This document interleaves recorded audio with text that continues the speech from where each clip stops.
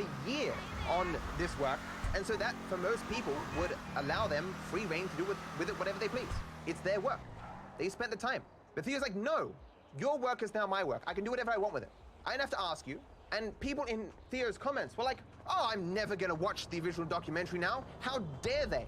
The backlash against Honeypot was extreme. But imagine if Theo wasn't just a 50,000 follower person on Twitter, if he was like as big as Moist Critical, and he did this. Like, Theo seems completely confused why Honeypot initially was perhaps hesitant to say, hey, we don't want you re-uploading our entire documentary. When you can see from responses from people like Theo, that is a perfectly reasonable thing to be worried about saying, because you will receive backlash from people who don't care about fair use law and just want stuff that they want to exist. They'll have irrational people who will attack people for defending their copyright. The discussion in the boardroom is like, okay, so we obviously own our legal rights to do this, and we don't want them to do that, but Theos of the world will attack us on Twitter. Is that worth it? It's worse in my case because, as you know from my series, reaction content as a totality does not have a benefit on original content creators.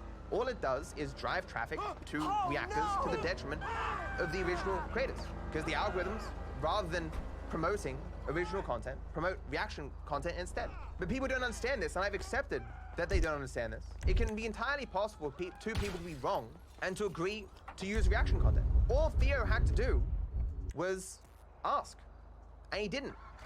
He fucked around, and he found out. So Theo, talking about what he created, says here, no, it's about 28 minutes longer. It's actually 18 minutes longer.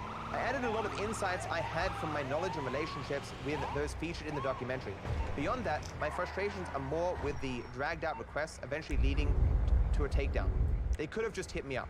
Now, the level of delusion here, if he had so much to say, why not make his own video?